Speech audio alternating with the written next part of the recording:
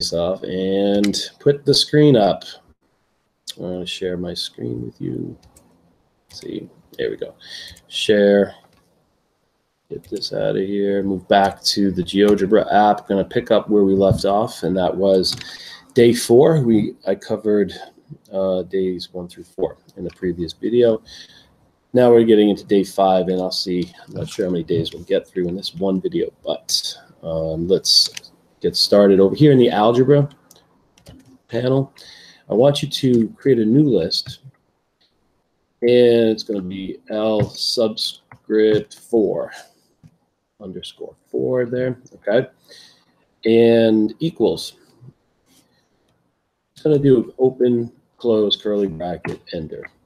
It's empty. There's nothing inside of it. And what we're doing is we're just creating a list, which we are then going to be filling in using some commands in the next step. Get this out of here. As I slide this frequency slider, the object is to take the coordinates of this red point, which again is the center of mass of all of your points on your curve. As it rotates, the center of mass changes, right? So what we want to do is capture all of those coordinates, kind of get snapshots for each frequency value. Before we do that, let's go to the frequency value. Right click, go to the settings. Remember, we had the slider going from 0 to n by 0.1. We'll change this to 1, increment 1. And the max, let's set that to n minus 1, enter. And really we want whole numbers when we're doing this, and now it's going through integer values up through 1 less than your n value. Mine was 87. Yours is, I'm sure, something other than 87.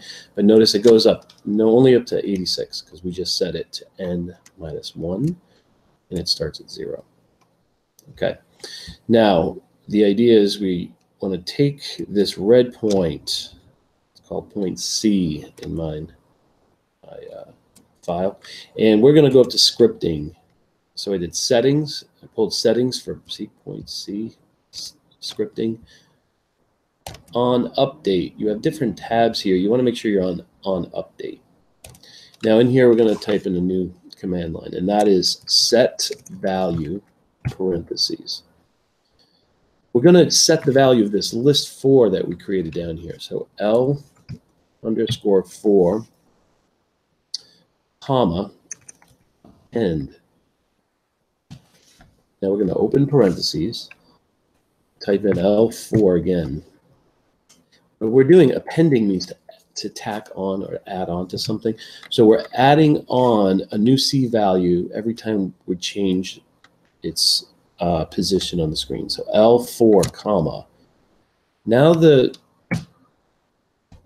symbol is the open curly bracket there, okay? And you're going to type copy free object, parentheses, C. We want to make a copy of C. Okay, this command makes a copy of C. After that, close parentheses, you want to put a close curly bracket, and then 2 parentheses. Let's make sure. 1, 2, looks like 2 only. All right, so that's my command. We'll see if I'll get an error. No error, good. And down here, all right, so you notice L4 is not empty anymore. When we initially created it, it was empty. But now it just got filled in because I'm sliding the frequency. So this is getting updated. And every time it updates, it adds its coordinate to this list.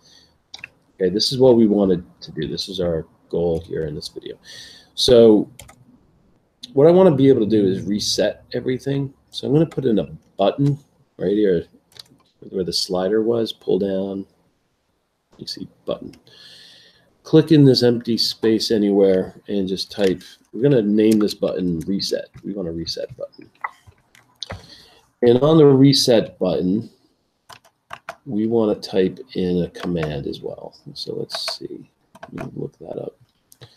All right, so the command here is set value, parentheses, We're resetting the frequency slider to 0. So we're going to parentheses f comma 0, close parentheses. We're also going to set value of our list 4, L underscore 4, comma, and resetting it, meaning we want to empty this, we want to just kind of blank it out and empty it out. So put an empty curly brackets there and then close parentheses. So when I click the reset button now, what it should do is bring this to 0. Let's see what happens. Oops, I need to be on this selection tool, not the button tool. So reset. Well, this went to 0. That's good. And this is empty. That's what we wanted to do, okay? So the reset button works. Now what we're going to do is I'm going to populate this list, meaning fill it in, by going to this frequency slider, click it. In the video, without the video I made earlier without the audio, I animated this point. In other words, I let it go on its own. You don't have to do the animation. What I'm going to show you to do here is just click it. And as what I'm going to do is type the right arrow key on my keyboard, go to 1. Notice down here, there's 1 point, and that corresponds to the coordinates there. And then hit it again. Now 0.2. See, it filled in 0.2. That's what our command did. So I'm just going to continue to hit the right arrow button or key on my keyboard. And I'm just doing it for every value.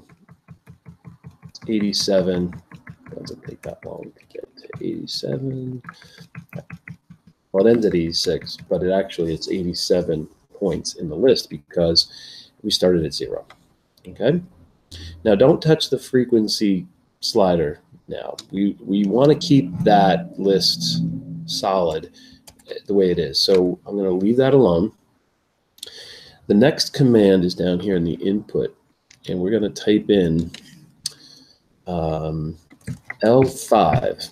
Now some students in class told me that didn't work for them, and it's because for some reason I got two, I'm not sure the reason for this, but I get 2 sets of curly brackets. I got one outer and one inner in this list 4, and that causes problem later on. So what I want to just do is combine all of these curly brackets into one set, one list, instead of a list within list.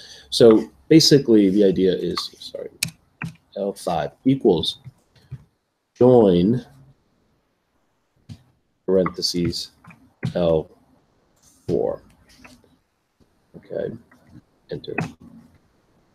Now if you compare, this is L5, compare this to the one above it, it looks almost the same, except there's only 1 set of curly brackets, not 2.